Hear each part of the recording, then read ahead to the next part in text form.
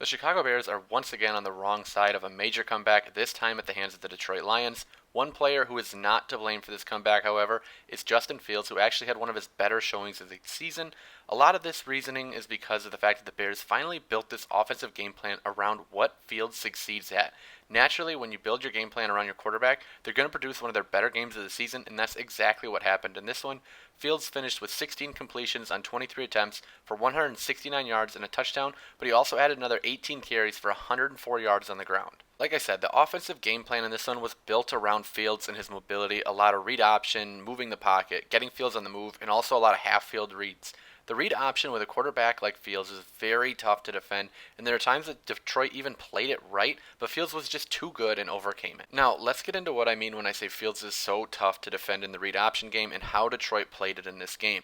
On this read option, we have the option as the quarterback to hand the ball off or keep it for ourselves. With the ball in Fields' hands, he's going to get the ball into the running back's belly and hold it there, riding out what's called this mesh point. Fields' responsibility is to read or key this edge defender. If he crashes to play the running back, Fields tucks it himself and becomes the runner. If he stays wide and creates that hard edge and he isn't in position to tackle the running back, Fields is supposed to hand it off. Obviously, on this one, the edge is crashing hard, so Fields needs to take this one himself. But Detroit does something really smart behind it, and they're using this scrape replace or scrape insert technique where the defensive end is crashing the run, but then this off-ball linebacker type comes to the line of scrimmage to replace him to set that hard edge in his absence. Now, unfortunately for Detroit, Fields' athleticism was just too much on some of these plays. Like on this one, he's going to fake that inside track, getting the defender to stop his feet, then he's going to burst outside for a positive gain. Or in the second play, it's all set up the same. We're keying that edge defender again, and the Lions are employing that same scrape replace or scrape insert technique. And Fields is going to fake that outside track, getting the defender to work towards the sideline. Then he's going to take the inside track, and again, getting positive yards. These are the kind of ways that we want to see Justin Fields used. He's not just a quarterback, he's an offensive weapon, and he needs to be used as such to maximize exactly what he's capable of. Now, as a passer in this one, Fields was also really good. Like on this play, he's going to use his athleticism to extend this play and find DJ Moore in the soft spot between three defenders, and using a sidearm release to fit the ball between those three defenders, picking up the first down. These are the types of plays that are made possible when you have a quarterback like Justin Fields, and he's playing at a level that we all know he's capable of playing at. This just has to be more consistent moving forward. Taking a look at this next play, it's only made possible by the threat of Fields' rushing ability, and we're going to fake QB power here, having Fields peel backside and roll out to the right and make this half-field read flood concept. We have this drag by Komet in the short portion of the field and over by EQ St. Brown in the intermediate, and then the corner by DJ Moore. The goal of flood is to flood one side of the field in a zone concept, and the defense isn't able to guard everyone. Fields finds EQ St. Brown on the over and the intermediate portions of the field and delivers a good ball for a nice gain of about 13 yards. Again, plays like this are made possible because of the threat of Fields as a runner and his athletic ability to make this play happen.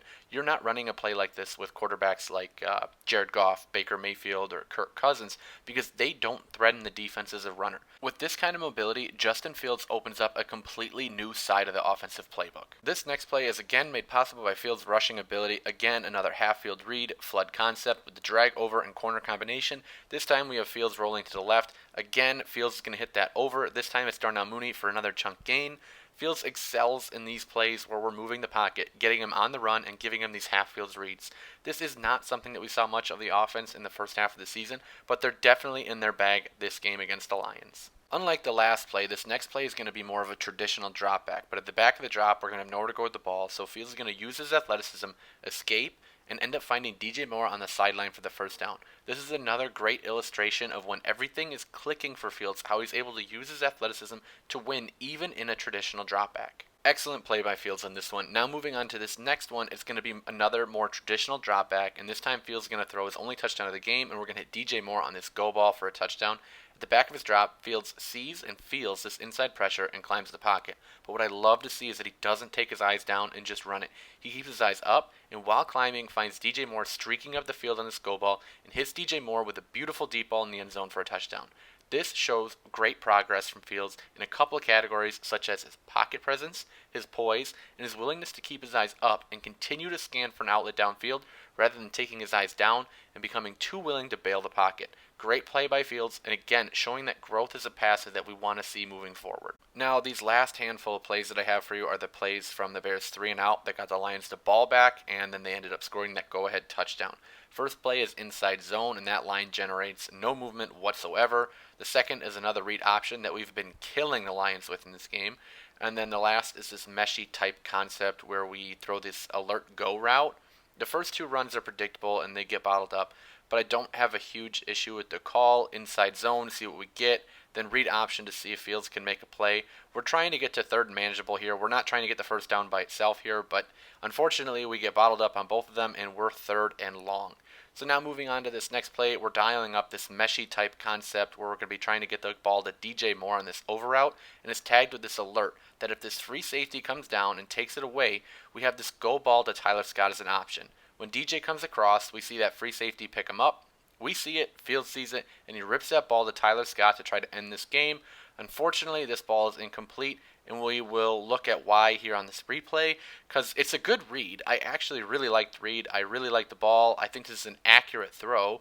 Where I think the issue here is Tyler Scott's going to throttle down here at the apex of this route, and I'm not really sure why. There's no other real justification other than the fact that I think he misjudged this ball's drop angle.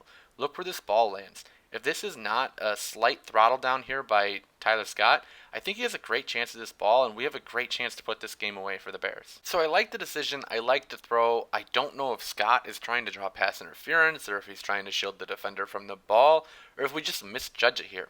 Either way, it's incomplete. We punt, Lions score, and the Bears lose the game on a strip sack safety of Fields. I actually think Fields had a really good showing. Definitely a great first game back from injury, and I think he has a good chance to build on this game if the offense is going to continue to look this way moving forward. And this wasn't a one-off kind of a game script for them. The Bears are finally scheming around what Fields does well, and we're seeing the benefits of that. Now, getting to the tough questions that the Bears are going to need to answer this offseason. Is Fields their guy? Man, I don't know. I think he's someone's guy. He's definitely a starter in the NFL to me, but I honestly think he's going to be best suited for a fresh start somewhere else, especially considering that the Bears aren't yet in that championship window, and the time is clicking on Fields' rookie contract. I don't think it would be the worst idea to explore resetting that rookie clock and giving Fields a fresh start somewhere else. Like I said, Fields is someone's franchise guy in my opinion. I just don't know if he's Chicago's. There are all these questions that the Bears are going to have to answer in the offseason, but one thing is for certain, and that is that this coaching staff has got to go. Ryan Poles can stay. Let him get a new staff, but this coaching staff has been a dumpster fire. They're regularly outcoached, and the fact that it's taken them this long to adjust their offense to accommodate what their quarterback does best is just malpractice. And on top of that, Eberflus was asked about how coaching can improve post-game after this game, and he simply talked about how good of a coaching job the defensive coordinator did the prior 2 weeks, and he credited himself for that. That's not taken out of context. He's actually saying this stuff. It's on Twitter, and if you want to see it for yourself, you can. There's just no accountability from this guy. Not to mention that they had to let go of 2 of the members of the coaching staff for non-football related issues throughout the season. The Bears need to clean house and start fresh, with or without Fields. That's going to be the decision that they're going to have to come up to this offseason. And if they have the first overall pick, that's probably going to make it really hard not to move on from him. But they need to decide what they're doing this offseason. But one thing's for certain, like I said, that coaching staff's got to go. But that's all I have for this one. Thanks for watching it. If you liked it, please consider liking and subscribing to the channel. Comment below with your thoughts on Fields, the Bears, or anything football for that matter. I always read your guys' comments. I appreciate it. We'll catch you on the next one. Peace.